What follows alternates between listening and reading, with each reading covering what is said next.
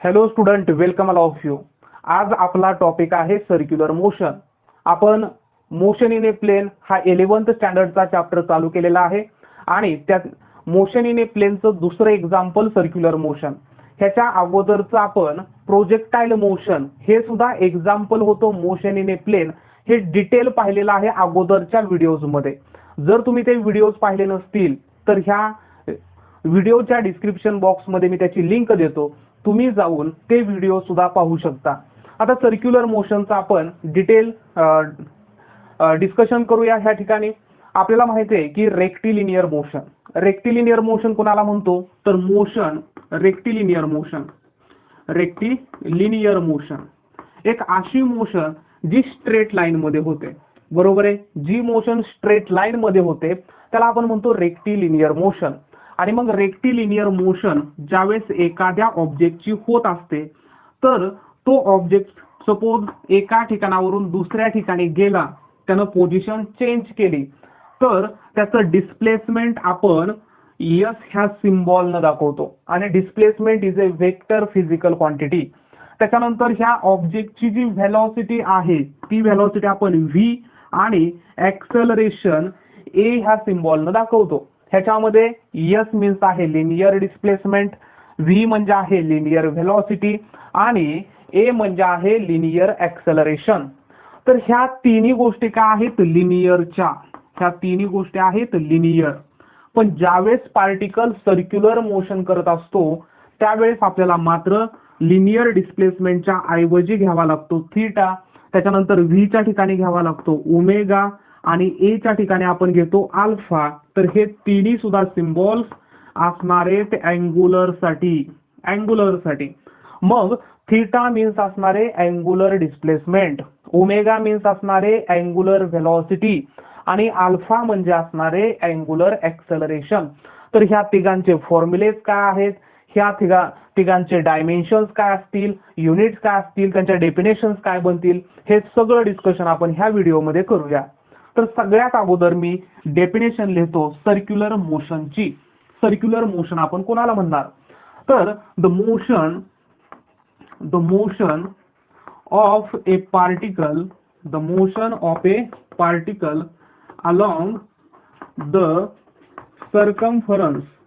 along the circumference of circle is called circular motion. की अशी motion ज्या motion मध्ये पार्टिकल काय करतोय along the circumference of circle motion करतो त्याला आपण म्हणणार आहे सर्क्युलर मोशन. म्हणजे फॉर एक्झाम्पल सपोज एक सर्कम्फरन्स आहे आणि त्या सर्कम्फरन्स मध्ये पार्टिकल काय करतोय तर along the circumference of circle motion करतोय, त्याला आपण म्हणणार आहोत सर्क्युलर मोशन. मग ह्याचे एक्झाम्पल्स काय आहेत सर्क्युलर मोशनचे तर आपल्याला खूप सारे एक्झाम्पल्स देता येतील सर्क्युलर मोशनचे. आणि एक पहिलं एक्झाम्पल आपण देऊया की मोशन ऑफ द अर्थची जी मोशन आहे अराउंड द सन ती मोशन असणारे सर्क्युलर मोशन. म्हणजे पहिलं एक्झाम्पल आपण देऊया motion of the earth around the sun, हे एक्झाम्पल आहे सर्क्युलर मोशनचं. आणि मग ह्याच्यावरूनच दुसरं एक्झाम्पल लगेच तुम्हाला आठवेल की motion of the moon around the earth ही सुद्धा सर्क्युलर मोशन होऊ शकते का तर येस. म्हणून सेकंड एक्झाम्पल आपण लिहूया motion of the moon around the earth, ही तर मोशन झाली सर्क्युलर मोशन. पण एक डाऊट मात्र येतोय मनामध्ये आणि तो डाऊट कोणता आहे की सर्क्युलर मोशन मध्ये पार्टिकल काय करतोय, particle along the circumference of circle motion करतोय. मग अर्थ ही काय पार्टिकल आहे का, मून हा काय पार्टिकल आहे का, तर आपण ह्याच्यामध्ये कन्सिडर करतोय अर्थ आणि moon taken as a particle म्हणून आपण त्यांना ट्रीट करायचे आणि मग त्यांची मोशन आपण घेणार आहे सर्क्युलर मोशन. बरं ठीक आहे, हा पॉइंट क्लिअर झाला. अजून एक्झाम्पल्स आपल्याला सांगता येतील का तर हो सांगता येतील. मोशन ऑफ द इलेक्ट्रॉनची जी मोशन आहे ती कोणाच्या अराउंड होणार आहे तर न्यूक्लियसच्या अराउंड होणार आहे. Motion of the electron around the nucleus is the circular motion. Okay.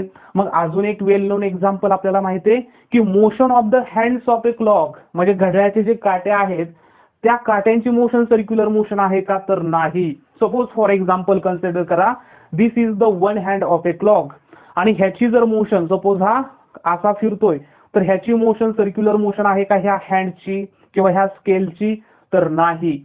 पण ह्याच्यामध्ये असणाऱ्या प्रत्येक पार्टिकलची मोशन सर्क्युलर मोशन असते. म्हणून जर हा सपोज एक आपण हँड कन्सिडर केला, तर ह्याच्या ज्या टिपची मोशन आहे ती मोशन असणार आहे सर्क्युलर मोशन. ओके.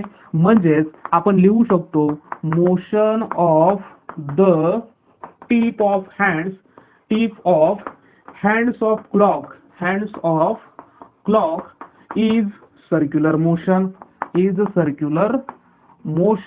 ओके. तर this is the example of circular motion. आता ही जी सर्क्युलर मोशन आहे, ही सर्क्युलर मोशन दोन प्रकारची असू शकते. कोणत्या प्रकारचं आहे, तर ती मोशन असू शकते क्लॉकवाईज डायरेक्शनला. मोशन ही क्लॉकवाईज असू शकते. क्लॉकवाईज आपण कुणाला म्हणणार, तर जी घड्याळाच्या काट्याच्या दिशेने होते. म्हणजे ज्या डायरेक्शननं hands of a clock motion मध्ये आहेत, त्याच मोशन मध्ये जर पार्टिकल गेला, त्याच डायरेक्शननं जर पार्टिकल गेला, तर त्याला आपण म्हणणार आहोत क्लॉकवाईज सर्क्युलर मोशन. आणि जर पार्टिकल घड्याळाच्या काट्याच्या अपोजिट डायरेक्शनला चालला असेल, तर त्याला आपण म्हणणार आहोत अँटी क्लॉकवाईज मोशन. ओके. ही झाली क्लॉकवाईज मोशन, ही झाली अँटी क्लॉकवाईज मोशन. मग गेस करा बर, ही जी मोशन दिलेली आहे ती क्लॉकवाईज आहे का अँटी क्लॉकवाईज आहे, तर बरोबर ही मोशन कशी आहे, अँटी क्लॉकवाईज आहे. कारण हिथं पार्टिकल काय होतोय, घड्याळाच्या विरुद्ध दिशेने, घड्याळाच्या काट्याच्या विरुद्ध दिशेने मूव्ह करतोय. ओके. आता जर ही पार्टिकल, जसं आपण मॅथमॅटिकल मेथड्स मध्ये पोझिशन वेक्टर हा कन्सेप्ट पाहिलेला आहे, तर पोझिशन वेक्टर आपल्याला काय करतो, तर स्पेस मध्ये किंवा मोशन मध्ये असलेल्या पार्टिकलची पोझिशन दाखवण्याचं काम पोझिशन वेक्टर करत असतो. मग ज्यावेळेस ही सर्क्युलर मोशन होत असते, त्यावेळेस पार्टिकल काय करतोय, सपोज एका सेकंदाला हा हिता असेल, दुसऱ्या वेळेस तो ह्या ठिकाणी पोहोचेल, तिसऱ्या वेळेस हिता असेल, चौथ्या वेळेस ह्या ठिकाणी असेल. म्हणजे प्रत्येक वेळेस तो काय करतोय, पोझिशन चेंज करतोय. मग ह्या पार्टिकलची पोझिशन सांगण्यासाठी आपण एक वेक्टर घेतो, त्याला आपण म्हणतो रेडियस वेक्टर. आणि दुसरी डेफिनेशन काही बुक्स मध्ये अशी दिलेली आहे की ज्या मोशन मध्ये पार्टिकलची पोझिशन विथ फिक्स्ड पॉइंट पासून सेम डिस्टन्सला होत असते, त्याला आपण म्हणतो सर्क्युलर मोशन. म्हणजे सेंटर पासून ए चं डिस्टन्स, सेंटर पासून बी चं डिस्टन्स, सेंटर पासून सी चं, सेंटर पासून डी चं, ह्या सगळ्यांचं डिस्टन्स काय आहे, सेम आहे किंवा कॉन्स्टंट आहे. मग ही मोशन सुद्धा सर्क्युलर मोशन होत असते. ओके. तर आता मग इथे एक कन्सेप्ट आहे, तो म्हणजे आहे पोझिशन वेक्टर. थोडंसं आपण हे फास्ट घेतोय. जर एखादा पॉइंट तुमच्या लक्षामध्ये येत नसेल विद्यार्थी मित्रांनो, तर तुम्ही व्हिडिओ परत रिपीट करू शकता.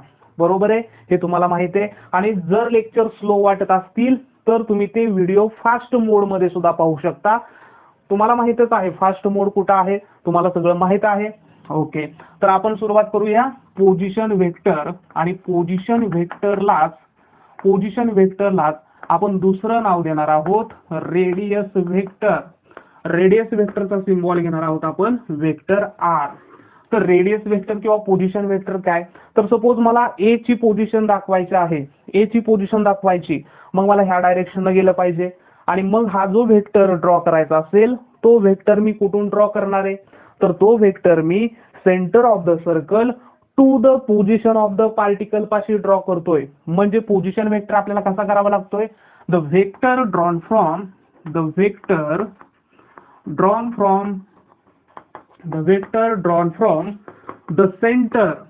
the center of a circle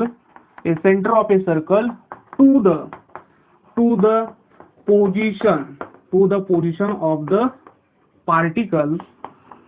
position of the particle is called radius vector. Okay. एक असा वेक्टर जो centre of the circle to the position of the particle draw केलेला आहे, त्याला म्हणायचं रेडियस वेक्टर. आणि रेडियस वेक्टरचा सिम्बॉल आपण काय घेतोय, रेडियस वेक्टरचा आपण सिम्बॉल काय घेतोय, तर वेक्टर आर घेतोय. म्हणून हा जो वेक्टर OA आहे, दिस इज द वेक्टर OA, ह्याला आपण वेक्टर आर म्हणू शकतो. ओके, म्हणून मी ह्याला काय म्हणतो, वेक्टर आर. आता सपोज पार्टिकल ए पाशी असताना, सपोज ए ही इनिशियल पोझिशन असेल, इनिशियल म्हणजे सुरुवातीची पोझिशन, आणि आपल्याला माहितीये जर मोशन ही स्टार्ट होत असेल, मग ती लिनियर असेल, ती सर्क्युलर असेल, ती अँग्युलर असेल, कोणतीही असेल, ज्या ठिकाणी मोशन स्टार्ट होत असते त्या ठिकाणी असणारा जो टाइम आहे तो टाइम 0 असतो. म्हणजेच at time t0 particle A position पाशी आहे. जर पार्टिकल टी एवढ्या टाइम मध्ये मग तो टाइम 1 सेकंद असेल, 2 सेकंद असेल, कितीही असेल, जसं आपण मॅथ्स मध्ये एक्स ही टर्म घेतो ना, की एक्स कन्सिडर केला, मग तो एक्स काही असू शकतो, तसं आपण टी एवढ्या टाइम मध्ये, मग हा टाइम कितीही असू शकेल, त्याचे मॅग्निट्यूड कितीही असू शकेल, तर टी एवढ्या टाइम मध्ये पार्टिकल सपोज ए पासून बी पर्यंत गेला, तर मला पोझिशन पार्टिकलनं चेंज केली आणि मग मला जर पोझिशन व्हेक्टर किंवा रेडियस व्हेक्टर ड्रॉ करायचा असेल तर मी असा ड्रॉ करणार. म्हणजे इथं जो व्हेक्टर ओबी आहे, हा व्हेक्टर ओबी म्हणजे पण असणार आहे रेडियस व्हेक्टर. आता रेडियस व्हेक्टर ही स्केलर क्वांटिटी आहे का वेक्टर क्वांटिटी आहे, हा तर किती सोपा प्रश्न आहे, कारण त्याच्या नावातच वेक्टर आहे. तर रेडियस वेक्टर ऑब्व्हियसली काय असणार आहे, radius vector is a vector physical quantity. मग माझा पुढचा प्रश्न आहे, what is the direction of radius vector. Radius वेक्टरची डायरेक्शन कुठं असेल, तर रेडियस वेक्टरची डायरेक्शन असणार आहे away from the centre. Radius वेक्टरची डायरेक्शन असणार आहे अवे फ्रॉम द सेंटर. आणि तुम्ही इथं पाहू शकता की रेडियस वेक्टरची डायरेक्शन सेंटर पासून O च्या डायरेक्शनला आहे, सेंटर पासून B च्या डायरेक्शनला, इथं जर ड्रॉ केला तर सेंटर पासून C च्या डायरेक्शनला. म्हणजे रेडियस वेक्टरची डायरेक्शन सेंटर पासून आउटवर्ड डायरेक्शनला असते. हे पण झालं क्लिअर. ठीक आहे, आता आपल्याला रेडियस वेक्टरचा फॉर्म्युला होऊ शकतो का रेडियस वेक्टरचा, हा होऊ शकतो. कसा होणार आहे, पार्टिकल ए पासून कुठे गेलेला आहे, पार्टिकल ए पासून बी पाशी गेला. ज्यावेळेस पार्टिकल ए पासून बी पर्यंत गेला त्यावेळेस हे जे डिस्टन्स आहे, ह्या डिस्टन्सला आपण म्हणतो आर्क, ARC आर्क म्हणतो. आणि ह्या रेडियस वेक्टरनं ऍट द सेंटरला ए पासून बी पर्यंत जात असताना, म्हणजे लक्ष द्या, ही स्केल आहे ए पाशी आणि गेली बी पाशी, तर हिथं जो अँगल ट्रेसड झाला ऍट द सेंटरला त्याला आपण म्हणतो थीटा. आणि theta is the angular displacement, हे मी अगोदर सुरुवातीला सांगितलेलं आहे. मग इथं फॉर्म्युला काय होईल, एक बेसिक फॉर्म्युला आपल्याला माहित आहे अँगलचा फॉर्म्युला काय माहित आहे, angle equal to arc upon radius. हा तर बेसिक फॉर्म्युला आहे sir. Okay, angle equal to arc upon radius. मग हा अँगल आपण दाखवतोय कशानं, अँगल दाखवतोय आपण थीटानं. आर्क दाखवणार कशानं, तर arc is a linear displacement. आता आर्क ही लिनियर डिस्प्लेसमेंट कशा असेल, तुम्ही म्हणताल की पार्टिकलला असा टर्न केलेला आहे. आम्ही तर शिकलेलो आहोत की लिनियर डिस्प्लेसमेंट म्हणजे काय असते, स्ट्रेट लाईन मध्ये. मग A to B he linear कशी झाली, तर A to B लिनियर कशी झाली, एक मी एक्झाम्पल तुम्हाला देतो. की आपल्याला कम्प्युटरमध्ये तुम्ही पेंट हा ऑप्शन वापरला असेल, पेंट हा ऑप्शन, आणि पेंट ह्या ऑप्शन मध्ये तुम्ही सर्कल ड्रॉ केला असेल, त्याच्यामध्येच एक झूम नावाचा पण ऑप्शन आहे. आणि तुम्ही झूम जर कोणत्याही एखाद्या लाईन वरती करत राहिला तर एक वेळ अशी येते की हा जो सर्कल आहे, हा सर्कल असा छोट्या छोट्या स्ट्रेट लाईन न बनलेला तुम्हाला सापडेल. त्याला आपण म्हणतो पिक्सेल्स. आणि पिक्सेल्स म्हणजे काय असतात, तर पिक्सेल्स म्हणजे असे छोटे छोटे रेक्टँगल्स असतात. आणि हा रेक्टँगल भरला, हा रेक्टँगल भरला, हा रेक्टँगल भरला, आणि असे करत करत हा काय होणार आहे, सर्कल तयार होणार आहे. म्हणजेच तुमच्या लक्षात येईल की सर्कल हा छोट्या छोट्या स्ट्रेट लाईन न बनलेला आहे. आणि जर आपण इथं कन्सिडर केलं, if T is the infinite decimal small displacement. Okay, T ला काय म्हणतो आपण, इनफायनाइट डेसिमल स्मॉल डिस्टन्स किंवा त्याला आपण म्हणूया डिस्प्लेसमेंट, एकदम छोटं डिस्प्लेसमेंट. आणि त्याच्यासाठी असणारा जो टाइम आहे तो आपण घेऊया छोटा, म्हणजे डेल्टा टी. डेल्टा टी एवढा छोटा पॉइंट आहे, टाइम आहे, की त्या टाइम मध्ये पार्टिकल ए पासून जस्ट बी पर्यंत इथं पोहोचला. पण एवढं छोटं डिस्टन्स मी डायग्राम मध्ये दाखवू शकत नाही, त्यासाठी मी ए आणि बी हे एवढं मोठं दाखवलेलं आहे. पण कन्सिडर करा हे जे डिस्प्लेसमेंट आहे ते काय झालेलं आहे, लिनियर झालेलं आहे. आणि मग लिनियर डिस्प्लेसमेंट म्हणजेच आहे आर्क, आणि आर्क आपण दाखवतो यस ह्या सिम्बॉलनं. आणि रेडियसचा फॉर्म्युला माहिती आहे आर, बरोबर आहे. वेक्टर फॉर्म मध्ये घेतले तर हा असणार आहे वेक्टर एस, त्याच्यानंतर हा असणार आहे वेक्टर थीटा, आणि त्याच्यानंतर हा असणार आहे वेक्टर आर. तर आपल्याला आर चा फॉर्म्युला काय मिळेल. आता हे तर जर टाइम जर छोटा असेल तर डिस्प्लेसमेंट आपण डेल्टा एस घेऊया आणि टाइम सुद्धा डेल्टा थीटा घेऊया. म्हणून मी थोडासा चेंज करतो याच्यामध्ये की अँगल काय घेतो एकदम इन्फायनाइटेसिमल स्मॉल, कारण डिस्प्लेसमेंट स्मॉल झालं, टाइम हा स्मॉल आहे, डिस्प्लेसमेंट स्मॉल झालं, लिनियर डिस्प्लेसमेंट पण स्मॉल, अँगुलर डिस्प्लेसमेंट पण स्मॉल, म्हणून delta theta equal to delta s upon vector r. Therefore हा स्केलर मध्ये ह्याला जर मला स्केलर मध्ये घ्यायचा असेल तर मी लिहिणार आहे मॉड, म्हणून mod of vector r equal to delta s upon delta theta. This is the formula for radius vector. Okay, radius वेक्टरचा फॉर्म्युला समजला. जर कोणते पॉइंट तुम्हाला समजत नसतील विद्यार्थी मित्रांनो तर ते कमेंट बॉक्स मध्ये कमेंट करायचे आहे, त्याचं मी आन्सर तुम्हाला नक्की देणार आहे. तर mod of vector r equal to काय मिळाला, delta s upon delta theta. ठीक आहे, मग रेडियस वेक्टरचं युनिट काय असू शकतं, एसआय युनिट. एकदम सिंपल आहे. रेडियस वेक्टर म्हणजे काय आहे, ओ आणि ए मधलं डिस्टन्स आहे, किंवा रेडियस वेक्टर म्हणजे आहे रेडियस, आणि रेडियसचं युनिट तर आम्हाला माहिती आहे, रेडियसचं युनिट असतं मीटर, आणि मीटर साठी सिम्बॉल मी घेतो एम. ओके, तर याचा युनिट झालं मीटर, सीजीएस युनिट असणार आहे सेंटीमीटर, ही काय लिहायची गरज नाही. आणि जर युनिट मीटर असेल तर त्याचे जे डायमेन्शन्स आहेत ते आपण घेऊ शकतो 1 इन लेंथ, 0 इन मास आणि 0 in time. This is all about the radius vector. Okay, आता नंतरचा पार्ट आपण पाहूया angular displacement. What is mean by angular displacement. एकदम इझी कन्सेप्ट आहे हा पण. आणि हे जे व्हिडिओ लेक्चर आहे हे व्हिडिओ आहे इंट्रोडक्शन फक्त circular मोशनची.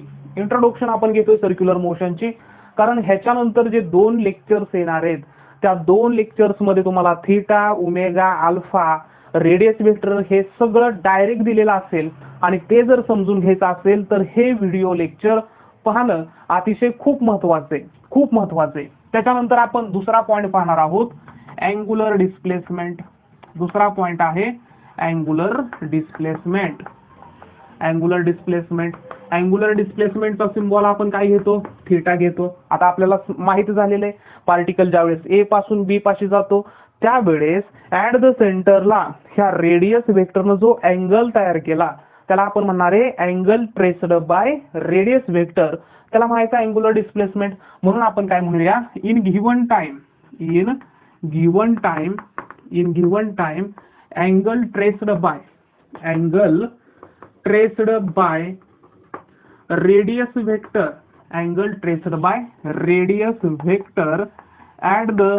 at the center of circle is called circular motion, is called angular displacement.